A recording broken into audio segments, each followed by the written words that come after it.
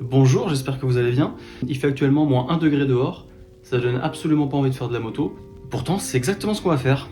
Allez, on va essayer de voir à quel point c'est dur de rouler à moto quand il fait froid. Donc je vais prendre absolument tout ce que j'ai et on va voir comment ça se passe.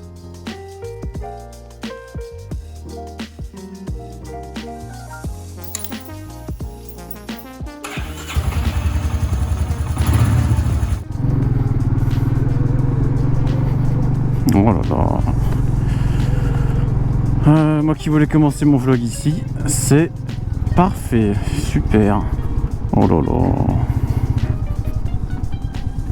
Et bonjour à tous, j'espère que vous allez bien. Écoutez, première vidéo de l'année, donc je vous souhaite déjà une bonne année à toutes et à tous. J'espère que vous avez passé de bonnes fêtes. Et je suis heureux de vous retrouver pour cette petite vidéo. Donc comme je l'ai dit dans l'intro, que va être le thème de ce vlog? Ben, ça va être le froid à moto tout simplement. Je suis en train de prévoir un road trip pour fin février. Je me suis dit c'était le moment parfait pour tester un peu ça, pour voir est-ce que je peux rouler en hiver, est-ce que c'est pas trop dur, est-ce que ça fait pas trop mal. J'ai déjà eu une expérience très douloureuse avec le froid. C'était quand je me préparais pour passer la circulation. J'avais fait de l'autoroute avec des gants d'été alors qu'il faisait très froid et il y avait même un début de neige. Comment vous dire, je ne savais pas qu'il était tout simplement possible de ressentir une telle douleur. C'était très douloureux. Et évidemment le lendemain je me suis vite empressé d'aller acheter des gants d'hiver. Et les gants d'hiver en fait ça suffise même pas vraiment en fait parce que j'ai roulé, il faisait 4 degrés la semaine dernière. Et en fait le bout des doigts font extrêmement mal avec 4 degrés. Donc là je me suis équipé le plus possible pour tester ça. Et je vous en dis plus après le feu parce que le feu c'est pas très intéressant. Donc voilà, on va parler de ça aujourd'hui, du froid à moto, comment on s'équipe. Et pour ça, je me dirige vers le château de Saint-Germain-en-Laye. Donc ce que je fais, c'est que je quitte un peu la circulation, tout ça. Et on se retrouve juste après. Par contre, ce petit soleil, c'est super agréable. Il fait froid, mais ce temps donne un peu le sourire quand même.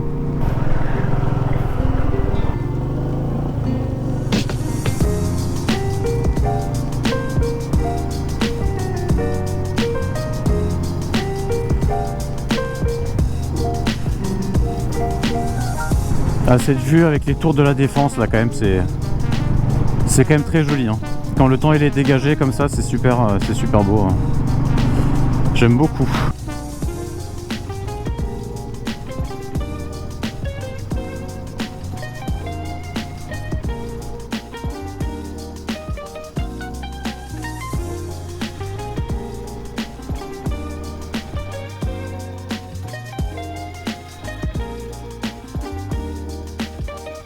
Déjà première chose, c'est pourquoi rouler quand il fait froid. Disons que je trouvais ça dommage de me priver de toute une partie de l'année où je pourrais pas me balader ou faire des voyages parce qu'il fait froid. Je trouvais ça un petit peu dommage de m'arrêter là-dessus de me dire jusqu'à avril-mai je fais pas de moto parce qu'il fait froid ou parce qu'il pleut trop et tout. Je suis sûr qu'il y a moyen de le faire si on s'équipe bien. Donc voilà, je voulais voir ça et puis voilà, puis je pense qu'il y a aussi cette espèce d'envie d'accumuler de l'expérience et je me dis le froid, la pluie, ça fait aussi partie des trucs qu'il faut apprendre J'ai pas trop peur parce que en fait quand j'ai passé mon permis c'était l'hiver dernier, donc en vrai les routes mouillées et le verglas j'ai déjà connu un petit peu. Faut pas perdre l'habitude, il faut quand même continuer à rouler, c'est important. Puis c'est de voir surtout oui ok, est-ce que ça le fait, mais surtout est-ce que je peux prendre du plaisir Et les petites voitures elles prennent plus de place que les autres, c'est très bizarre. Pardon. Donc voilà, est-ce qu'il y a moyen de kiffer un petit peu et voilà Bon, je suis désolé, la route n'est pas très intéressante. Je pensais que j'aurais quand même des passages un peu forêt, tout ça, mais en fait non, c'est que des villes qui sont reliées les unes aux autres. Donc en fait c'est pas très c'est pas très intéressant. C'est mignon, mais il y a du trafic et c'est pas très vous m'avez compris Alors par contre quelque chose qui me préoccupe un petit peu, c'est que les pneus ont l'air de mettre beaucoup de temps à chauffer. Voilà un petit peu de décor là, ça fait plaisir. J'ai la sensation que sur pas mal de petites surfaces qui glissent un tout petit peu, j'ai la roue qui fait des petites virgules, la roue arrière, à surveiller. Enfin en tout cas faut vraiment que je fasse gaffe à mon avis. Faut que je retienne que c'est les pneus d'origine, ils mettent quand même du temps à chauffer, donc voilà, il faut être prudent. Du soleil en prime dans la tête là, c'est bon ça. Donc il y a des sortes de de remparts dans la ville, apparemment. Et c'est un petit peu en hauteur. Ah oui, c'est vraiment des remparts de château, quoi. Ah oui, d'accord. Ah, je pensais pas que c'était comme ça. Ah, c'est chouette. Bah, j'ai vraiment hâte de voir le château. Pour le coup, on y est bientôt. Ah, dès qu'il y a un peu de château, évidemment, il y a des bons pavés. Ah, ça, ils peuvent pas s'en empêcher. Hein. Ils veulent toujours en laisser un petit peu. Ça fait prestigieux, j'imagine. Mais quelle horreur. Et quelle horreur à moto. Aïe, aïe, aïe. Voilà, c'est un petit peu de patrimoine qu'on souhaite garder, voilà. Enfin, sous ce bitume, mais voilà, il y a une histoire, c'est vrai. Bon, c'est vrai qu'on roule plus avec des calèches maintenant, donc peut-être que, je sais pas, petite recommandation que je fais comme ça, peut-être qu'on peut passer, même dans Paris, hein, place de la Concorde. Bon, c'est vrai que c'est joli, mais bon, est-ce que vraiment les pavés, c'est indispensable? Est-ce qu'on enlèverait du charme sans les pavés? Je ne sais pas. Oh, le beau château, voilà, c'est ça que je voulais. Ah ouais, il est stylé. Ah ouais, il est particulier, c'est marrant comme architecture. Avec les briques rouges. Un beau bus. Ah ouais, ah c'est sympa. Il faut que je trouve un endroit où me garer pour voir ça de plus près. Je crois qu'il y a un parc et que il y a une vue sur Paris.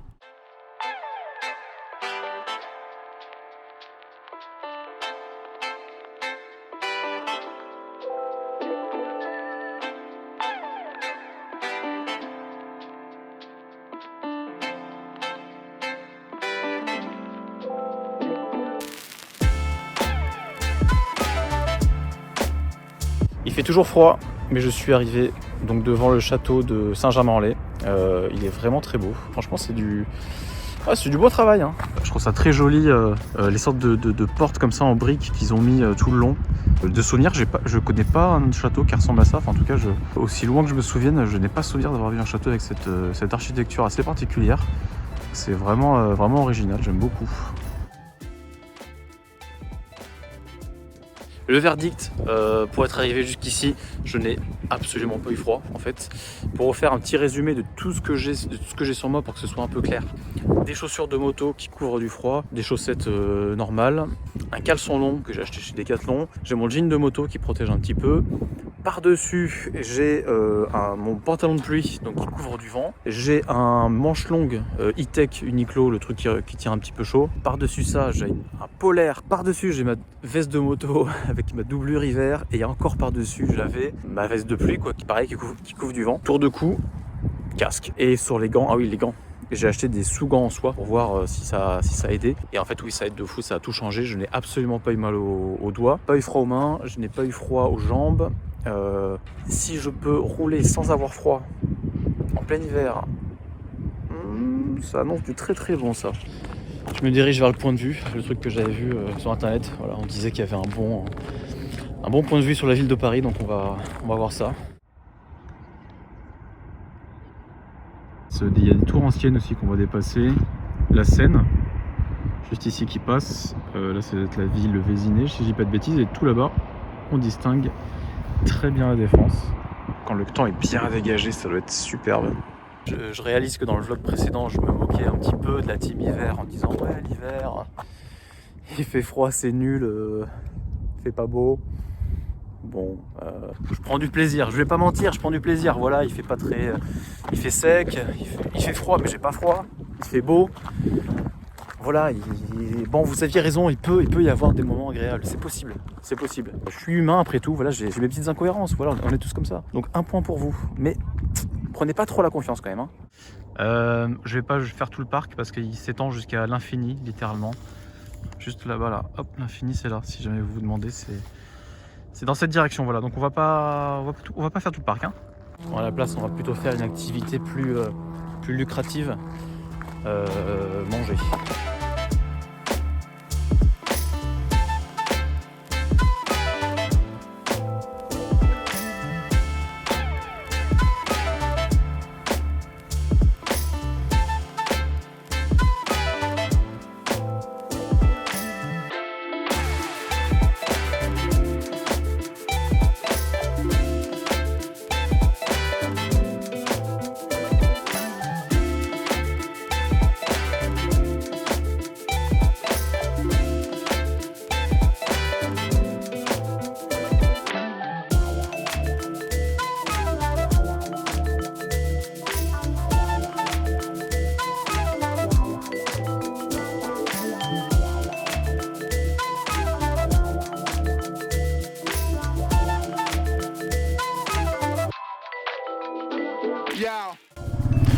Écoutez, je sais pas trop comment vous dire ça, mais j'ai laissé aucune chance à cette pizza. Voilà.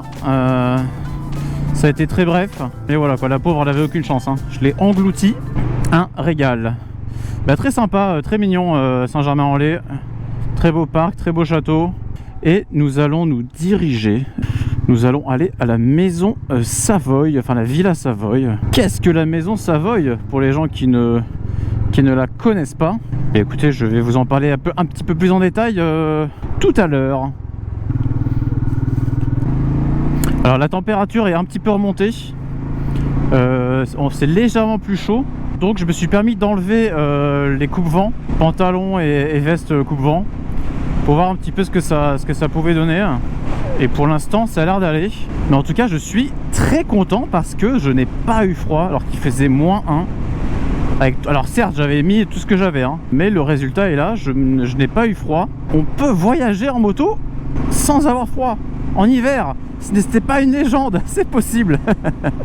Donc du coup maison Savoy, Villa Savoy, j'ai toujours dit Savoy mais bon c'est à Poissy, donc on n'est pas très loin, on est vraiment à 10 minutes hein. C'est une villa connue pour son architecture, voilà. Son architecture et ce qu'elle représente aussi en tant qu'objet d'architecture. Je sais pas trop comment dire autrement. Et voilà. J'arrive pas à parler. La conduite et le vlog, c'est quand même quelque chose. C'est quand même un exercice particulier. Bonjour collègues. On est deux. On a bravé le froid, on l'a fait. J'ai l'impression que je suis déjà passé. Ici. Ouais, c'est ça. Je connais en fait. La dernière fois que je suis passé ici, c'était parce que je faisais tous les jouets club. Tous les King jouets, tout ça là de la région pour acheter des cartes Pokémon. Je me souviens très bien de ce jour-là. Il y avait la sortie de l'édition 151 des cartes Pokémon. Donc les Pokémon que j'ai connus quand j'étais à l'école, hein, la toute première génération. Et voilà, ils sont sortis des cartes avec tous les premiers Pokémon. Et du coup, voilà, par nostalgie, j'en ai acheté. J'ai toujours pas froid, hein. Même les mains, hein. Les sous-gants là, ça marche ultra bien. J'ai zéro protection sur cette moto. J'ai zéro protection au vent. Les mains elles prennent tout, le torse prend tout, les jambes aussi. Je suis extrêmement vulnérable aux éléments. Et là, ça se passe bien. Hein. La seule chose peut-être qui pourrait vraiment être pas mal, c'est peut-être une cagoule. Peut-être ça, mais autrement, je crois que je suis agréablement surpris. Je crois que j'ai tout. Hein.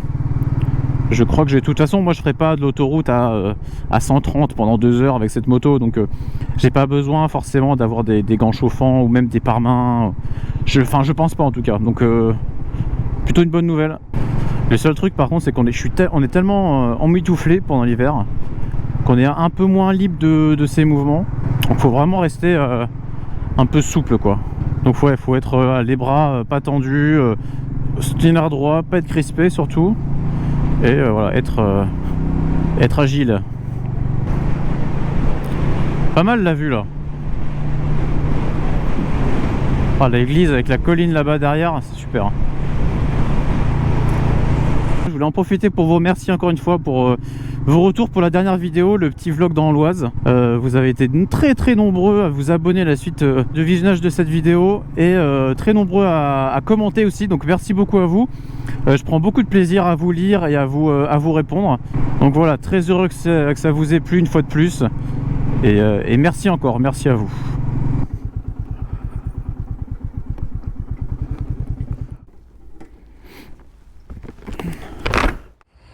Pourquoi est-ce que je voulais aller voir cette villa? Parce qu'en fait, c'est une villa dont j'ai beaucoup entendu parler, notamment quand je faisais mes études, quand j'étais au lycée, quand je passais mon bac art appliqué. Du coup, je voulais voir ça un peu de mes yeux, voilà, tout simplement. Et je voulais voir à quoi ça ressemblait. Je vais vous montrer ça. En toute simplicité. Et là, vous vous dites, attendez, quel intérêt de voir une maison? C'est quoi ça? C'est des bureaux, c'est un bâtiment comme on peut voir un peu partout, quoi, carré, tout ça, c'est pas très intéressant. Et en fait si, c'est très intéressant. Alors, en fait, cette maison n'est absolument pas contemporaine de nous, en fait. Elle date de 1928. De 1928, entre les deux guerres quand même. Hein. Et quand on la voit, on se dit, on pourrait se dire que ça a été construit il y a, je sais pas, il y a une petite dizaine d'années, c'est des bureaux classiques quoi. Et en fait non, pas du tout, c'est très vieux. Et en fait ce bâtiment c'est la base de tous les bâtiments modernes qu'on peut voir maintenant. C'est l'essence même du moderne en architecture. En fait c'est cette maison, ça vient de ça. Donc tous les bâtiments que vous pouvez voir en béton, avec des pylônes, avec des façades voilà, très lisses, avec juste des fenêtres en bandeau comme ça assez longues, un toit plat. Ça on voit ça partout maintenant. Hein. Ça pourrait être un bâtiment pour, je sais pas moi, pour Pôle emploi, hein, on est d'accord. L'origine de tous ces bâtiments, c'est juste ça. Le Corbusier, pardon. C'est quand même fou. Je pense que l'intérieur est fait plus vieux que l'extérieur. Je pense que c'est le truc qui a peut-être le moins bien vieilli. On va voir ça. Ça me rend fou. Hein. Entre les 2 guerres mondiales, hein. C'est fou.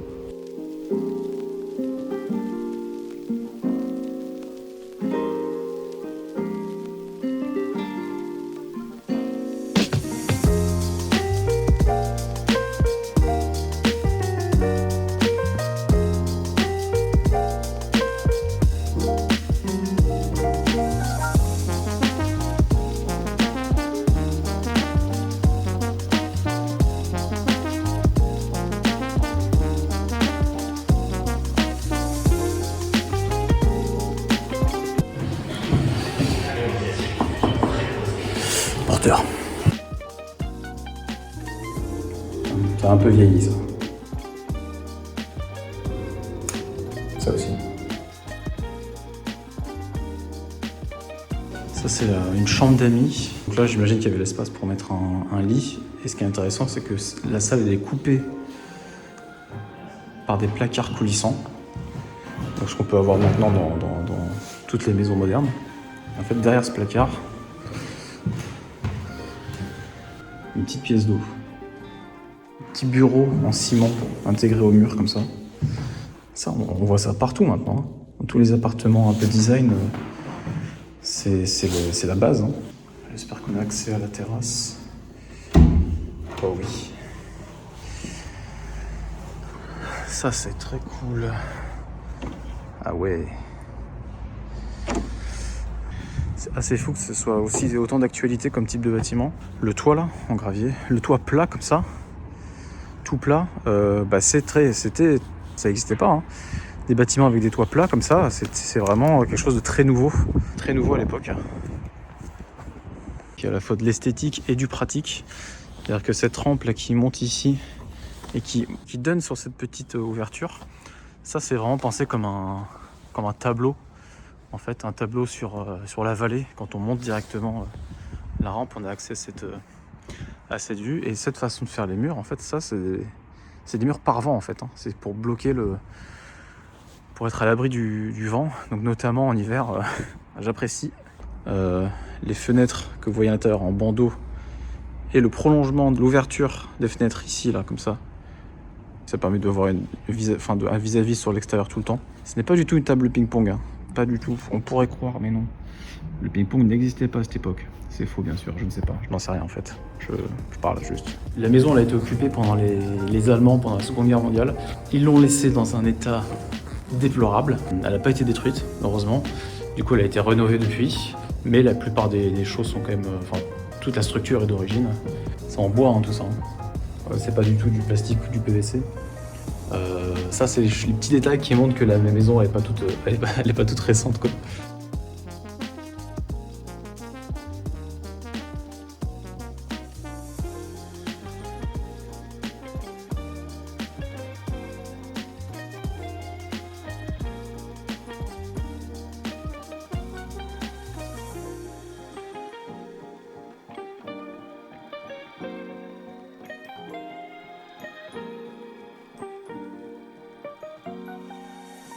Bon, je me suis trompé, on dit pas Savoie, on dit Savoie tout simplement. Il a Savoie, voilà. J'espère que ça vous a plu. Moi j'ai trouvé ça très sympa, très beau. Content de la voir en vrai et en plus là, à cette heure-ci, il y a une super lumière donc c'est vraiment très intéressant hein, de voir, sans voir le détail, c'est tellement récent, c'est tellement contemporain et pas du tout. Donc là l'objectif c'est de rentrer et si j'ai pas froid, j'ai envie de dire que j'ai gagné, j'ai réussi le test, j'ai vaincu le froid. J'ai pas filmé la chambre des domestiques et du j'allais dire du garagiste et du oh là là, pas du pilote. Oh mais attends, mais je suis fou quoi. Du conducteur. Il y a un autre mot que le conducteur, le oh là là, le mec qui conduit les voitures, le voiturier, je sais pas. Putain, le chauffeur. Putain, le chauffeur. Oh mon dieu, j'ai mis 1000 ans à trouver ce mot qui est qui est un mot extrêmement basique. Le chauffeur. Bref, j'ai pas filmé ça parce qu'en fait c'était transformé, enfin c'était la boutique en fait, pas très fun à filmer quoi.